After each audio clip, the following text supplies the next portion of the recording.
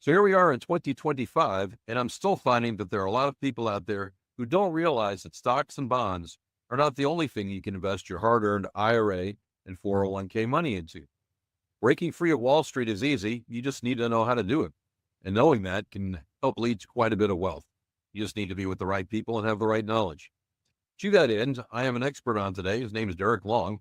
He runs Heritage IRA, a custodian in the self-directed IRA community.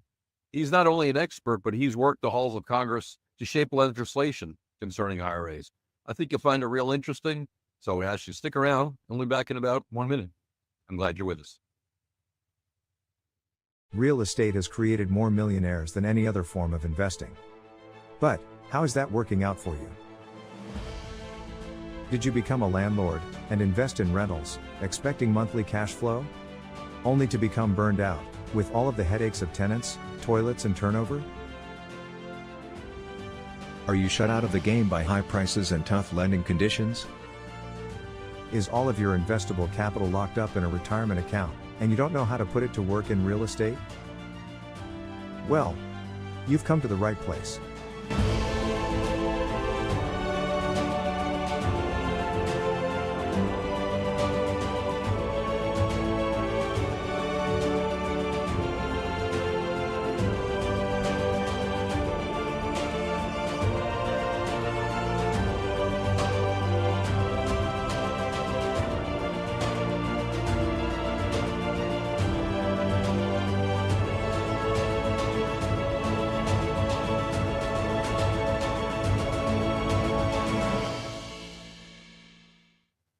Well, welcome back to the Worry-Free Cash Flow Podcast. I'm Tom Force. I'm your host.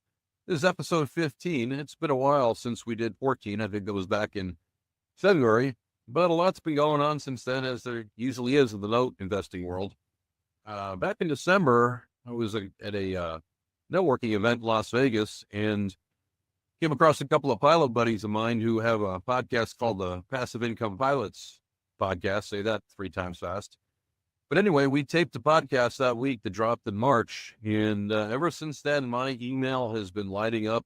Been on a lot of Zoom calls with pilots trying to find out more about my journey, what note investing is all about. So it's been real busy. But one common theme that comes up in a lot of those calls is that a lot of people don't know that stocks and bonds are not the only things you can invest your IRA and 401k into. There's a whole world of alternative investments. And the key is having a custodian who will allow you to invest in things outside of mutual funds and the things that Wall Street wants you to do. So that's why I have my friend Derreck Long back on today, an expert in this area, set up his own company recently and works the halls of Congress with legislation. We were fighting battles last 2-3 years ago, trying to keep Congress from screwing up self-directed IRA investing and syndications, and that worked well in our favor. And Derreck was instrumental in helping with that effort. So he's in the studio. We'll have him on in just a second. If this is your first time here, you're probably wondering what is note investing. So I'll sum it up in my 6-second elevator speech. I own a portfolio of residential mortgages, and when the homeowner makes their monthly mortgage payment, they send it to me. It's that simple. Technically, they send it to a servicer, and then the servicer aggregates the payments and sends it to me. But that's it. It's the cash flow of real estate investing without the headaches of tenants, toilets, taxes, all of the things that are getting in the way of that kind of investing today. And this sounds the least that interesting to you. And then we have a world of information that we can share with you. One thing is you can go to our website, noclubusa.com. At the top there, you'll see a link to a free masterclass. That's taught every other Wednesday at 11 o'clock Central Time. It's completely free. Taught by Note School, who started me on my note investing journey. I have a book on there that talks about that journey. It's a free book. You can read it online called Financial Freedom, Powered by Notes. I've got an evergreen webinar on there. And then if you stay to the end of today's podcast, I've got a link to 50% off of a 2-day class taught by my mentors at Note School. You can do it in person here in Dallas, or you can take it virtually.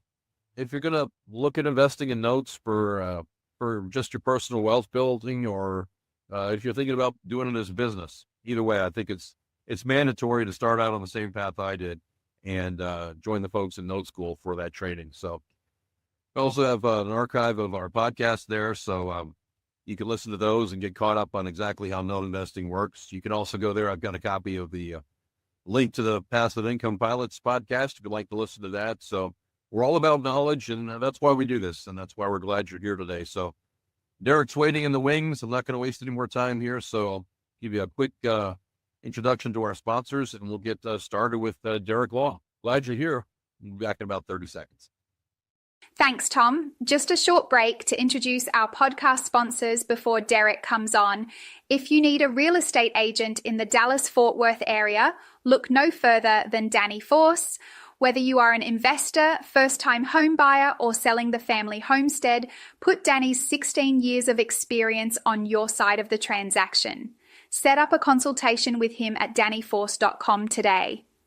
If you are interested in multifamily investing, subscribe to the killers over at Deep Blue Capital.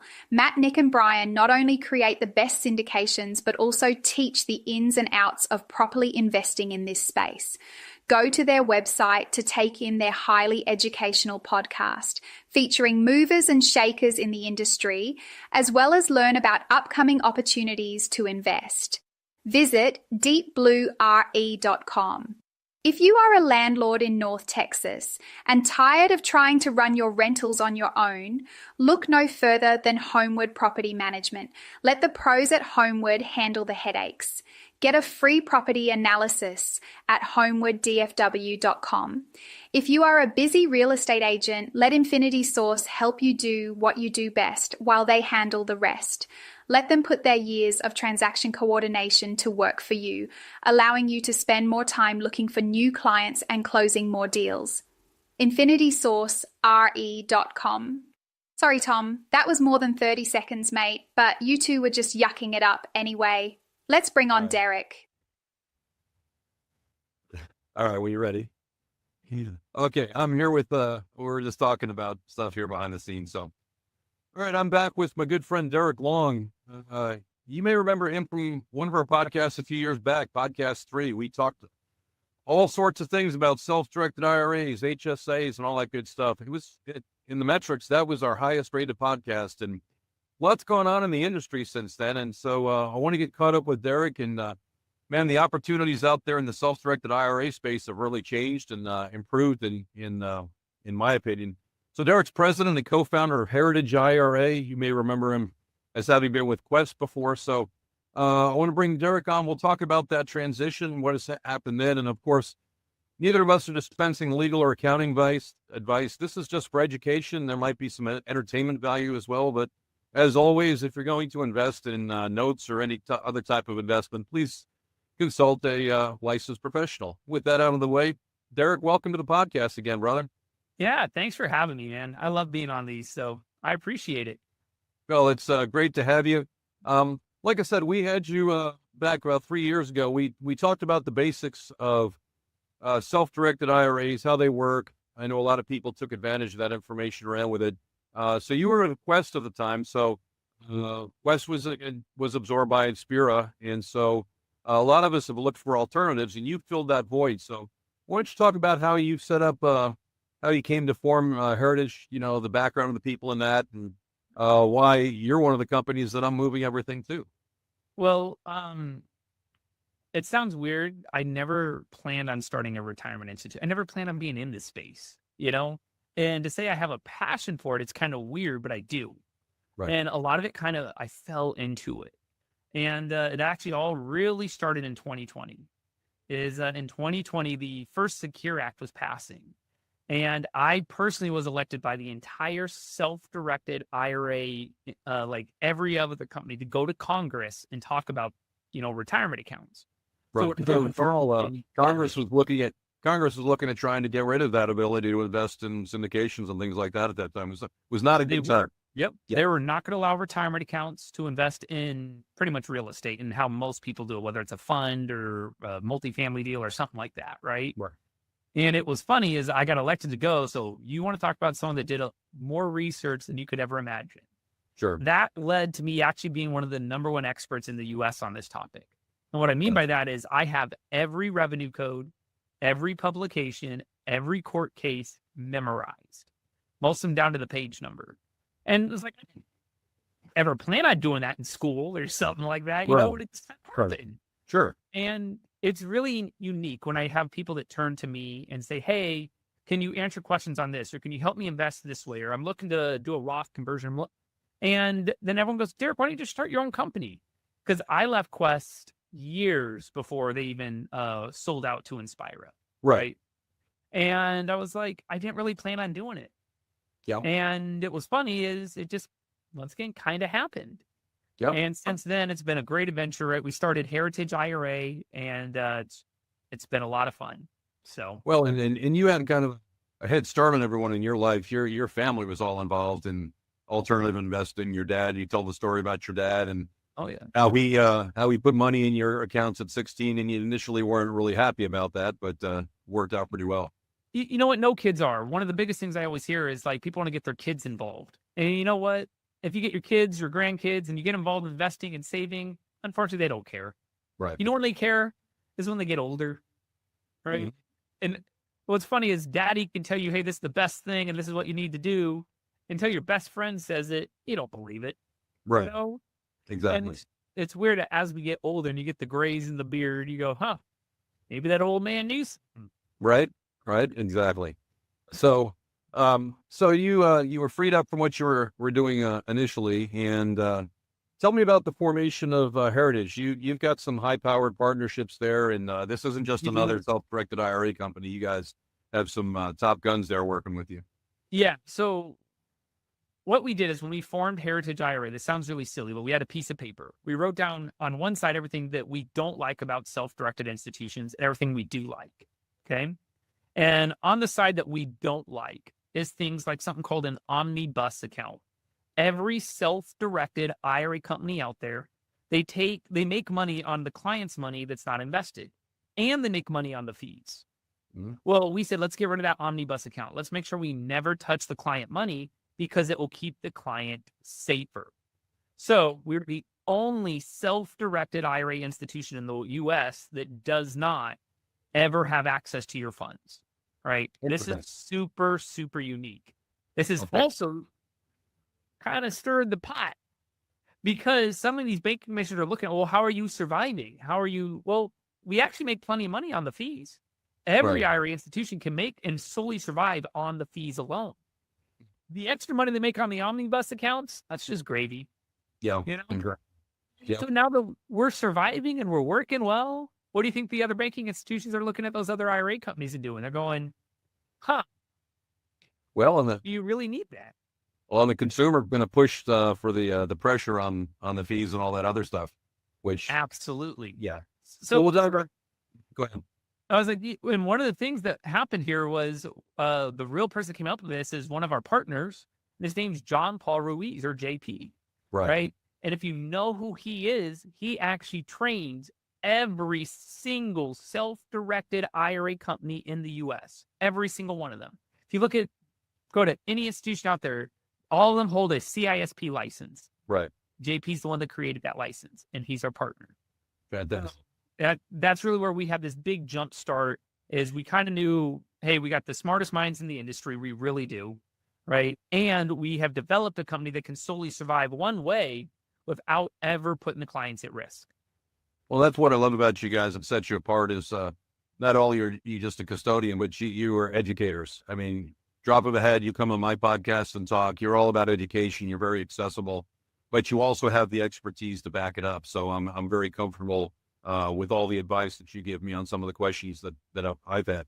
So to the point, I've got a lot of people here watching the podcast who probably a day or two didn't even know there was such a thing as a self-directed IRA. So why don't we go back to the basics and talk about what an IRA is. We've got traditional Roth, some of the tax advantage accounts, and then how the other custodians might set them up and how you guys are different. Maybe we'll get into checkbook control and all that. I'll leave the floor open to you and give us the 30,000-foot view. Yeah. So first off, I like starting off with the basics because you'll hear terms like self-directed IRAs. And I always tell people when you hear this term, it is fake. It's made up. It does not exist. If we actually read the IRS revenue code, the IRS does not recognize the term self-directed. Okay. So what he means is we allow your retirement account to invest in whatever you'd like to do, as long as it meets IRS guidelines. That's it.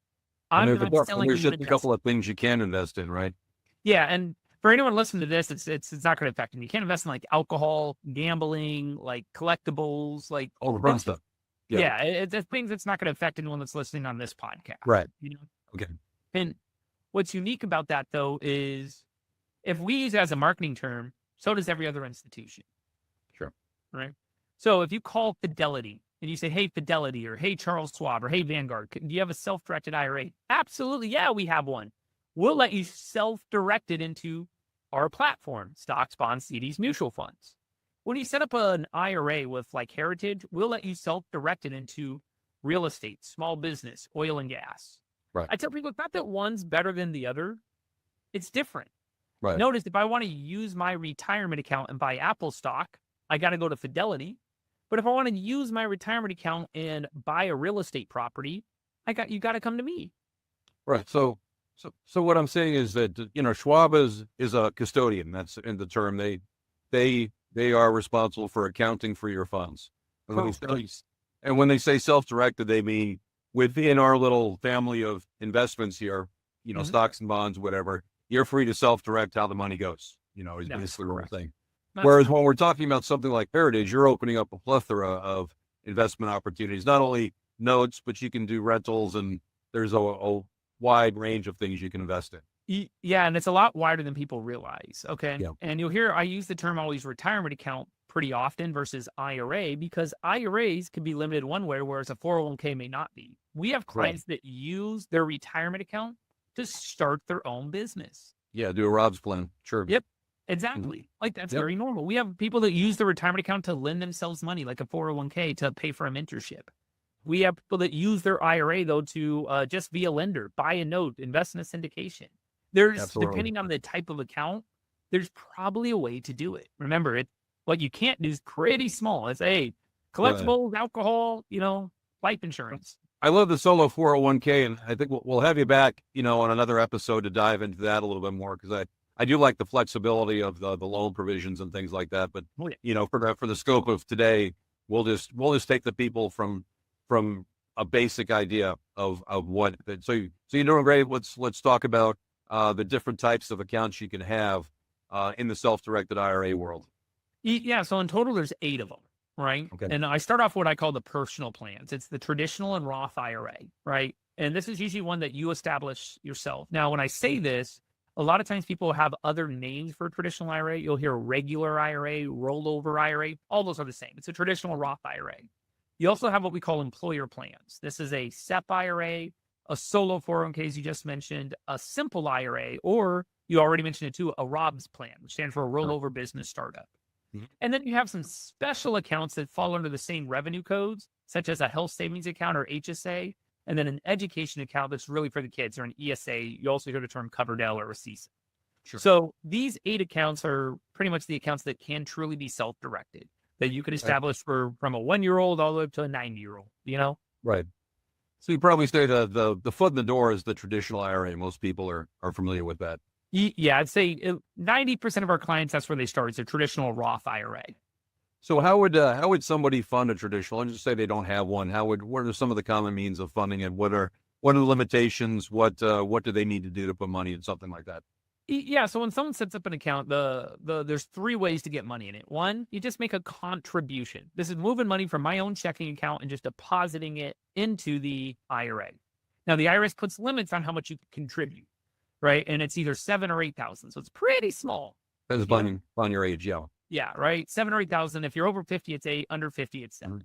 Right. However, we can transfer an existing IRA. That's the second way to get money in there. Or we can roll over a separate employer plan. This is moving over that 401k, 403b, that TRS, TSP, etc. Right. Sure. So we can do these 3 different things to get an account funded. Now that the money's in there, let's find your investment. What are you going to do with that one? Absolutely. And of course, if you're rolling that employer plan over or coming from another IRA, you're probably not going to want to take possession of your funds. You're going to want to talk to to Derreck and his team first to do the direct rollover versus That's taking correct risk. too, right? Yeah. And the IRS calls it constructive receipt. If you can do everything you can to avoid touching that money yourself, just have the 401k company cut a check to the new retirement institution, right? Now, you never touch the money, no constructive receipt. It avoids things like tax forms. It doesn't mean it's taxable if you touch it, but there can be less reporting to the IRS, which we want the IRS to know as little as possible. Absolutely. Stay out of my business. Absolutely. So now the basic benefit of the traditional IRA is that you normally have received a tax benefit for it. So you've had a deduction. There's a little ticking time bomb there as far as taxation goes. And at some time you're going to be required to take a required minimum distribution, which discussion for another day, either at 73 or 75. I'm kind of planning for that now. But the mother lode of tax growth is in the Roth. So how do we get money into the Roth? What's the benefit of the Roth, and what can you guys do to help that? The most common misconception I hear is I make too much money to qualify for a Roth. I have one client right now that is a legitimate billionaire. He contributes to a Roth IRA every single year. I don't care how much money you make, you qualify for a Roth IRA. All right. Why don't you explain how that works, Derreck? Yeah. So what it really means, okay, and first off, why you want one is a lot of people label it as tax-free growth. So that's how I'm going to label it, right? But as we already alluded to, the traditional IRA grows tax deferred. If I have 10 grand in here today, I took a $10,000 tax deduction. The IRS is betting on the traditional IRA that you're going to grow it to $1 million. You owe us taxes on $1 million when you're old, right? That's why they give you a tax deduction up front. The Roth is the reverse. No tax deduction. However, we let it grow tax-free. You never owe taxes again. Right. That is incredible. All right. Mm-hmm. So we want to get as much money in a Roth typically as possible. Now, the common misconception is, once again, hey, I make too much money. No. You might make too much money to make a direct contribution, but there is something called a backdoor Roth IRA. You just contribute to the traditional. You fill out a tax form called an 8606 saying that that contribution is non-tax deductible, and then we convert that contribution to a Roth. Yep. So notice you have to jump through some hoops, but that's fine.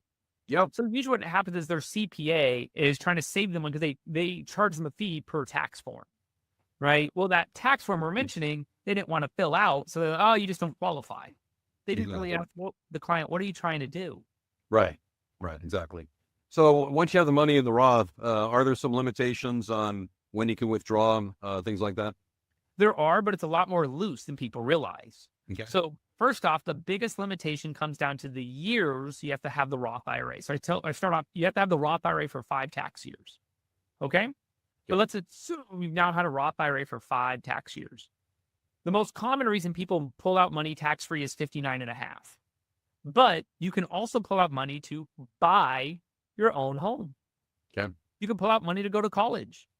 You can pull out money to adopt a child. You can pull out money for disaster relief or pay for medical expenses. And the list goes on and on. There's about 20 different reasons we can actually remove money from a Roth even before the age of 59. And a lot of times people don't realize that. They just hear, oh, I got to wait till I'm old. Well, tell me why you're pulling it. If you're putting on to buy a car, sure, you got to pay taxes and penalties. Yeah. But you're buying a new home? No, we can actually use your Roth IRA for that reason. Exactly. And you guys are experts on this. So when you're with Heritage, you can just message Derreck's team, or maybe even Derreck will jump in. I've seen him jump in before and answer questions, and they can give you the education on this. It's no secret out there. Remember, Derreck walks the halls of Congress shaping this policy. So if anybody knows, Derreck knows. Yeah. You take pride in actually what you just said. That's why we have a non-automated line, just so people know. Call someone answered. I'm not saying it's the right person that answered, but at least someone answered the damn phone. Oh, and I'll testify to that. I'm a Heritage client, and I just want to step back and say I don't have people on that I don't use as vendors, and provide service for my own business. And there have been times that I've called the line trying to get one of your staff, and you answered like, "Oh, hey, what's going on, Derreck? Sorry to bother you." But all right, so let's talk about those 2 other accounts real quickly, and then we'll move on a little bit. Health savings account, how does that work? Yeah, so the one very popular. right? It's when we put money in, I like to call it like the best of both worlds, the best of the traditional Roth IRA. If you take the best aspects of them, put it in one account, that's a health savings account.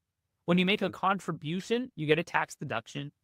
And when you invest the money, the earnings are tax free, right? Assuming you're pulling it out for a medical expense. Now, when I say a medical expense, people don't realize this, but that's a very broad term. Okay. Yeah. So if we actually read the publication 560, Which right, you that's have, what I'm it sure. says. Huh? Which you have, I'm sure. Yep. Absolutely. Medical expenses, even as like eyeglasses, right? Going to the dentist, contacts, but it also covers over-the-counter medications, Band-Aids, COVID masks, alcohol. Like, when I say alcohol, like a peroxide, it pretty much almost anything you can buy at Walgreens or CVS or something like that. So what's unique about this is, let's say I worked a job. I made $10 an hour. Well, if I made $10, I really only get to keep $8. Now I can take my $8 and go buy those Band-Aids, right? Or I could take a health savings account, do an investment, have earnings of $10 tax-free, take that same $10 and buy that same product. Absolutely. So if you qualify for an HSA, they're actually one of the most powerful tools out there that are really the least utilized. Well, you bring that up. I know the answer, but why don't you tell us, how do you know whether you qualify for an HSA, and how would you fund that? Yeah. So the way you qualify, first off, is you have to have a high deductible insurance plan. Okay. So as long as you have, and it's in short, it's a HDHP. I have Blue Cross Blue Shield. It says right on my little medical card, HDHP. Okay. Perfect. So assuming you have a high deductible health plan, you probably qualify. Okay. There could be other things that maybe make it where you don't qualify, like if you're labeled as a dependent, because your parents are claiming you as a dependent or something like that, then yeah, you're not. But pretty much HDHP. Now to fund it, make a contribution. Remember that contribution putting in there is a tax deduction, and you can spend it right now today. No taxes, no penalties. What's the limitation right now on deduction? That's about, is it about $7,000, $8,000? Oh, yeah. So they break HSAs down between a single or a family plan. Okay. So and it's $3,450, or then that comes out to $7,900. Okay. Yeah, I can't do it anymore because I'm on Medicare. So, but I funded before, and I actually have a note in my HSA. So that's a lot of fun. So, love it. Okay. So you've got the money in there. You do an investment of whatever type, and it grows tax free, and then you don't have to take it out at any specific time. You can wait 10, 20 years and just have your pile of receipts and say you're ready for a check, right? Yeah, my dad is famous for this. Okay. Mm-hmm. What was funny is my mom had to have a dental surgery, right, on her teeth, and it cost like $10,000. So my dad had an HSA at the time, but instead of pulling the money out of the HSA because he didn't have enough to cover the $10,000, he paid the $10,000 out of his own pocket, right? Grew the HSA to $10,000, which took about 5 to 7 years. And he goes, you know what? I'm going to reimburse myself for that medical expense from years ago. And he pulled out that $10,000. And at that point in time, it was actually a little bit more because he reimbursed it for multiple medical expenses. And you know what he did with it, right? Yeah. He went and bought an airplane. Still blows my mind. Swear to God, my dad used his own health savings account, tax-free, to buy himself a new toy. Right? All on the up and up. IRS is cool with that, right? Absolutely. Because what he did is he incurred a medical expense years prior, and all he did was reimburse himself for it. Exactly. So you can stack up these expenses in a one-time. So if I understand it right, I just call up Heritage and say, hey, I'm ready to get that withdrawal from my HSA. You're not going to look at my stack of receipts. That's just there if the IRS audits us, right? That's correct. That's correct. We just cut a distribution check, ACH or wire, which is a wire we charge you for, but everything else is free. Man, that's so exciting. I'm hoping that, people watching this understand the power of what we just talked about, and you reach out to Derreck and set up an account. I mean, especially if you're younger, man, you got so much time for this to grow. And like I said, I put notes in my HSA and they're paying really well. So that thing's growing real nicely. We just hired a kid. He's 21 years old.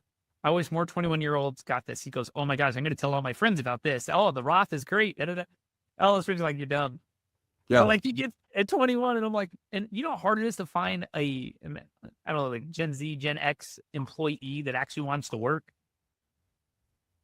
I've heard stories. Yeah, absolutely. So- Well, speaking of the younger generation, one way to save for college expenses and things like that wouldn't be a Roth, but there's some limitations. You have to have earned income, things like that. So Yeah. you offer the alternative with Coverdale. I talked about that on my show before. Why don't you talk to us about the Coverdale and how that works? Yeah, so it's the least utilized account, all right, but it's very powerful for younger kids. And the reason why it's, I think a lot of people get sold, especially grandparents, on something called a 529 plan, Right. right? This is a way to save for college or save for school for your kids, right? Unfortunately, a salesman sold you a 529 plan, right? And people don't realize 529 plans are state specific. Okay. I live in the state of Texas. So imagine I set up a 529 plan for my kids, right? At 1 or 2 years old, we start putting money in every year. And then they get to college, they have 100, 150 grand in there. And my kids decides to go to school, not in Texas, but to Stanford in California. Right. The whole 529 plan is worthless. Right. So what is offered is a And what happens then? Just out of curiosity, in that situation, what happens to it the was money? distributed and added as income to the child. Okay. So you get it back, but you're paying taxes on it. Correct. Now you're paying taxes, but this also then affects things like scholarships, FAFSA, all sorts of things. Right. Okay. Yeah. Okay. That'll be there for 'em. Okay. But yeah, it's not. You know what Right. 529s make sense? They make sense when your kid's usually in high school. Okay. Because now they're playing sports, they're looking at going to these 3 colleges or something like, well, yes, let's get a 529 plan that works in those areas. Now it Gotcha. makes sense. But for Okay. a kid, we want to see people set up what's called a Coverdale education account. Okay. The reason why is this can roll into a 529 plan if you'd like, but it can also be used for any school expenses, starting from kindergarten all the way up till age 30. Wow. Okay. Huge difference. For right? sure. So once again, all earnings are tax-free. It does not affect things like FAFSA or anything like that, right? Which is good. And the children don't need earned income. With a Right. Roth, they do need earned income. Whereas a baby was born yesterday, get them a CISA, right? A Coverdale education account. Absolutely. Well, and people would think, well, they're all in, I think, what, $2,000 a year you can contribute, something Yeah. like that. Well, that you say that's not going to grow very fast, but you're familiar with the note space Oh, yeah. there, and there's some strategies we have where we can partner up with other investors and make that thing grow very, very quickly, so that there's a lot of money there. That's a whole great strategy that we can save for another podcast. Yeah, I had one Coverdale client work. who was subject to an ESA account, Yeah. and they didn't even mean to, but they ended up making like 140 grand, like Oh. over like a 6-month period, completely tax free in their ESA. They're like, well, I don't want to put any more money in here. Right. Well, that'll take care. If you're going to send your kid to private school, it doesn't have to be college, like you said. It can be any expenses related education. So that's pretty cool. Yeah. Fantastic. That's amazing. There's so many good strategies out there. So as far as the self-directed, we'll go back to the traditional now. When you talked about we could do things like flip houses and stuff like that. What would be some of the drawbacks? One of the things you would caution people about getting into this space when it comes to investments and in the IRAs?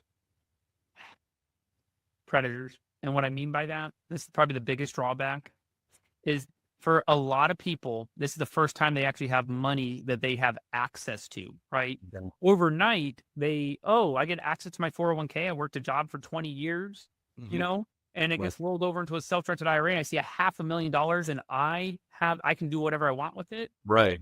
Boom, people come out of the woodworks. Sure. They really do. This is where I'd rather see someone work with a good mentor.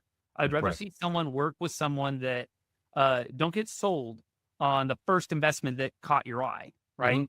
Let's take a second. There's a lot of great classes. There's a lot of great mentors. There's a lot of great things out there before you invest that money. And I'm the Absolutely. one that charges you a fee to invest the money. And I'm telling you to hold off. Absolutely. Yeah. And Yeah, for sure. I think that's so hard because I work with a lot of pilots, a lot of doctors, a lot of attorneys, but I also work with a lot of people that, like I said, they worked at Walmart for 30 years. They were an assistant manager, and suddenly overnight they have $500,000 that they have access to, and they go, oh, I'm rich. Right. Relax. Yep. Hold off. Exactly. Very, very good. Very good. So there's that factor, and then there's also some of the things that run afoul of the IRS rules, like self-dealing, prohibited people, things like that. Yeah. If we're going to use a retirement account, I tell people, if we actually read the revenue code, the IRS says your retirement account is labeled as a tax exempt trust. So it's completely tax exempt, meaning you can't invest this tax exempt entity into one of your taxable entities. Sure. Meaning I can't take my IRA and lend myself money. I can't take my IRA and buy myself a house and go live in it. It's not going to work. Dude, you need to work on that next time you're in Congress and see if you get that done. If only, right? Now, Right. the IRS gives us accounts where we can do some of those things, the ROBs, the 401k, but how popular are the IRAs? So a lot of times what happens is people mix up this terminology, they mix up these accounts. Well, my buddy did it. Just because your buddy did it, he probably either A, has a different retirement account, or B, he probably did it in a bad way. Yeah. He might not have gotten caught yet either. Yeah. So it's not just yourself, but it's like, well, your parents, your kids, your direct kids, your blood the relatives. IRS says it's anyone, if we look at your family tree that's lineal, right? Meaning you, your spouse, parents and grandparents, kids, and grandkids. Exactly. Right? But there's certain people, when I say that list, that don't count. You heard me say family. I didn't say family. Right? A lineal fashion. Siblings are typically okay. That works. Right? Yeah. And that's very unique. And there's certain situations where you may want to leverage a sibling to help, grow a retirement account. Exactly. So there's a few other exceptions, business partners, things like that. So absolutely. Yeah, just a word of caution on that for people out there whose wheels are turning. Also, when it comes to house flipping and using your IRA account, what would you caution when you're doing that? Well, so this is funny, depending on who you talk to, okay? Because you'll hear terms like this could create UBIT or this could create UDFI, and you'd hear all these type of things out there. And I agree with all of those statements. Problem is I have zero court law to go off of it. Right. Zero court cases, zero audit cases from the IRS. Okay. So if we're going to use our IRA, we're going to be flipping houses. We're going to be using our IRA to do a wholesale or something like that. What it comes down is the IRS says, hey, it looks like you're running a business. If we call it running a business, I have to tax you on the income that you made, right? If it's not running a business, if we can find a way not to call it a business, then it's tax free. Gotcha. So what happens is in our industry, we say, hey, I don't want to see you do 100 flips. I don't want to see you do 100 wholesales in your IRA. Let's limit it. Let's do a couple, right? Okay. Use your IRA for passive. This is why notes is perfect for an IRA. Notes are typically very passive, right?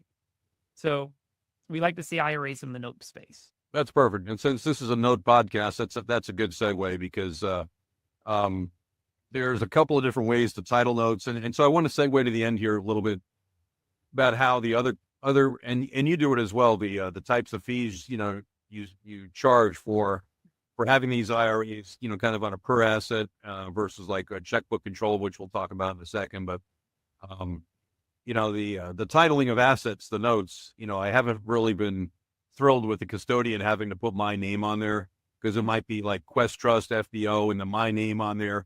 I don't really care to have that out there. So that's one aspect of the IRA and the self-directed IRA investing that I've not been fond of, but that's not a showstopper. I do like the tax deferred growth, but so you can mitigate that as well as the fees with what we call is a marketing term, the checkbook control IRA. So let's talk about the fees that others charge and how you actually have a fee structure as well, but what you encourage as a way to obviate those. Sure. So first off, and like you said, we got to figure out what does it look like for the IRA to buy an asset directly.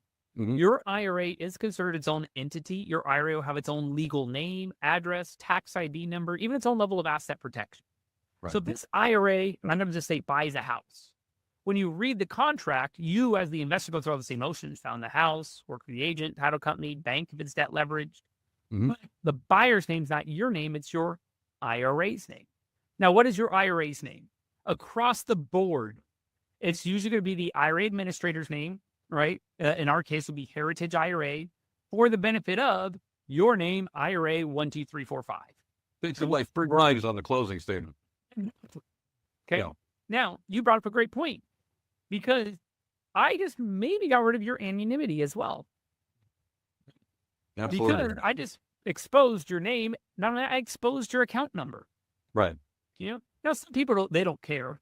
It's not that big of a deal, right? But Right. other people saying, "Hey, I'd rather set up a trust, an LLC. I'd rather go through all these extra to hide my name," and you can do that. Now, if you're going to have your IRA buy an asset directly, we charge you $100 to buy an asset and $300 a year to hold it. Okay. So $100 to buy an asset, $300 a year. You buy a second one, another $100, another $300. You buy a third one, another $100, another $300. Yeah. Right. And that's pretty much industry standard. But you mentioned Right. checkbook control. This is very Right. unique. So this is where your IRA will set up its own LLC or its own trust. Right. Now, when it does this, the IRA is listed as the owner. Right. And then you have to assign a manager to go ahead and run this LLC. Now, in doing so, if you have the structure, right, the IRA set up and I'm going to use the term LLC for now, right, but it could be LLC or trust. Right. You now can take that LLC and do as many investments as you want, and I never have to charge you another fee. Unlimited investing for one flat fee of $300 a year. This is very, very popular. And you got to hide your name, a lot better anonymity. And this is why we call it checkbook control, because the LLC will have its own bank account that we don't have access to. Only you. Absolutely. So I think the important point here is that you have to have an operating agreement in your LLC where the IRA is essentially the owner. It owns so the Heritage IRA would own my LLC, and the operating agreement would reflect that. I would be the manager, and I'm basically the fiduciary for the LLC and the IRA. And so it's my job to make investment decisions for that LLC that's owned by the IRA. That's correct. So notice, and after I was saying, like, we have to assign a manager, right? The IRA is the owner, but the IRA is not a real person who's going to write the checks, right?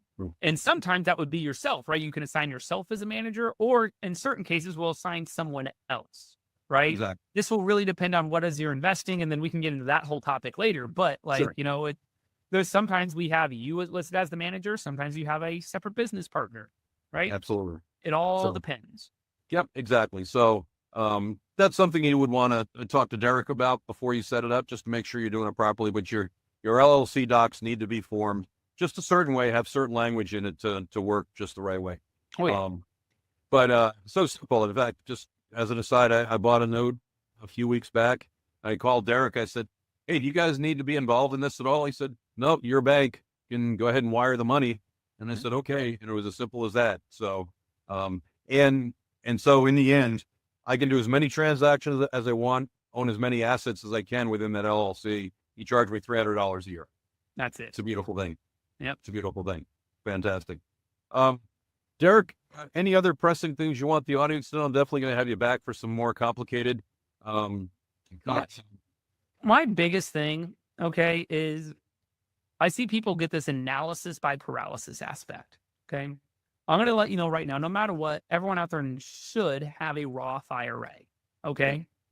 I don't care if it's with me. I don't care if it's with your local bank, a Fidelity, a Charles Schwab, or another self-directed retirement institution. Do I think we're the best? Sure. I'm a co-founder of the company, right? That's not fair to say. But Directed IRA is a good company. Equity Trust is a good company. There's a lot of good IRA institutions out there. Right. Quit having this analysis by paralysis and just set up an account. It costs you $50 to $100 typically, depending on where you go. We charge $50. It takes you 5 minutes to get one set up. And the worst thing that happens, guys, you wasted $50. Yeah. Overall, though, get one started. Work with a good institution that you like to work with, right?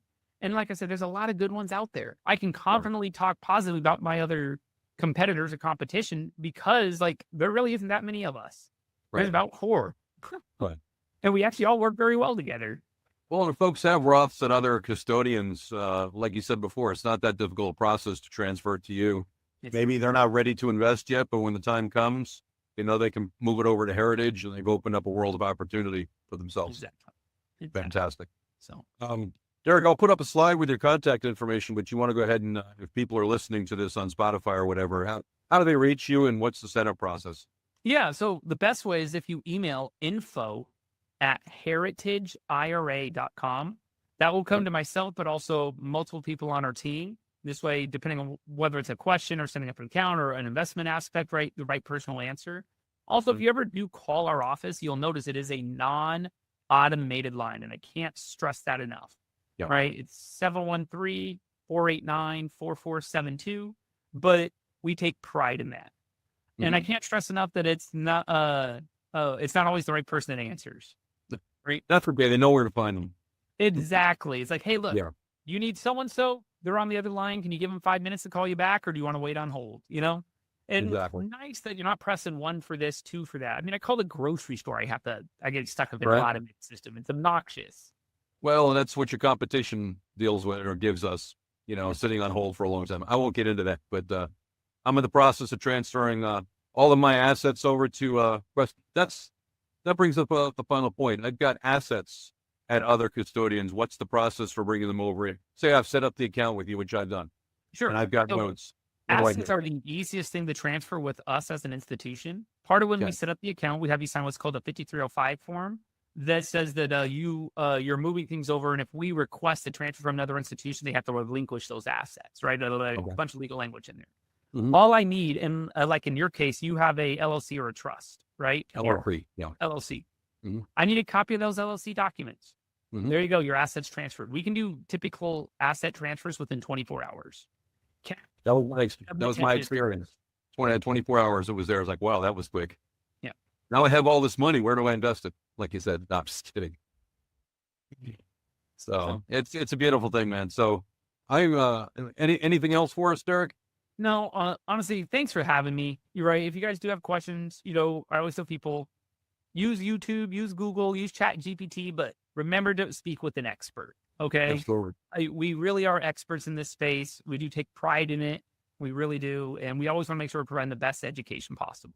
Well, it's such a powerful vehicle, and I want to see a lot more people use it because, like I said, you work Congress, and every once in a while, there's legislation that's trying to erode our benefits and take away some of the account abilities and tax advantages, and you guys are there fighting. And the bigger an army we have of account holders, the less the bigger a voice we have with the power brokers, and you represent us. And thanks again for doing that. I know that that was a tough time a couple of years ago. I was pretty grouchy because I had money in syndications, and that was not going to be a good outcome. And you guys rode in and saved the day. So, man, I appreciate having you on. We're going to have you back sometime soon to talk about RMDs and some advanced level stuff. But I just want people to call Derek and get started. So we'll put that information up there. Derek, thanks again, man. I love what you're doing, and you've been really instrumental in shaping the industry, and I want to see you get all the business you can. You guys are going to do great, and I'm going to be right there with you, brother. So, well, thank you so much, man. I appreciate it. I really do. Man. We'll see you again soon. Take care, buddy. Bye. Well, I know for most of you watching this episode, that was a lot of knowledge that you didn't have 30 minutes ago. Just so many people out there don't realize that there are these alternative investment capabilities. And go ahead and dig into Heritage IRA's information or any of the other providers out there and learn how to set up these accounts and fund them over time and get started. I think note investing is the perfect way to build wealth with tax advantage funds. I do it, but there's other ways to put that money to work, whether it's fixing and flipping or long-term rentals. Whatever floats your boat, whatever does it for you, there's opportunities out there. So hopefully today was a bridge to getting some of that knowledge, and you'll take the next steps and get involved. We'll have Derek back. We'll talk about some more advanced strategies such as RMDs and different things that would just be too much today for one episode. If note investing is something you'd like to learn more about, like I said, at our website, noteclubusa.com, I've got my free ebook there. You can go to the link for a free masterclass. It's about 90 minutes. If you're a landlord and you feel stuck in your rentals these days, well, that presentation is just you. Go to the free masterclass. It's 90 minutes. Talks about how you can make more money by selling your rental than staying in it. And, that's not I didn't misspeak. Sell your rental and actually make more money. They'll go through talking about that too. Seller financing is a big part of the note world. So anyway, every other Wednesday, there's a link up there. Because you stayed on for the entire presentation here, I do have a link to 2 days of training with Note School. Here's a link right here, noteclubusa.com/start. If you go to this page and use the promo code START, you'll get 50% off of the published price. And they tell me if you come watch it in Dallas in person at the training, they'll give you a $400 check to offset some of your travel expenses, which is pretty cool. Even if you live here in Dallas, you'll get that. So go ahead and go to that page. It's how I started my journey in Notes, and I've never looked back. And I'm eternally grateful for the training that I got from Note School. So anyway, that's all I got for you today. Quick and simple. Good session on using alternative funds. If you have any questions or you'd like to learn more, like I said, go to our site. We got a lot of resources there. Get on our mailing list. You can do that by signing up for the book or asking a question. That way you'll know about the next podcast that comes out. Hopefully do another one here in about a month or so. But anyway, we'll let you know about when that comes out. But anyway, y'all have a good start of your summer, and we'll talk to you soon. Happy Note Investing. Take care.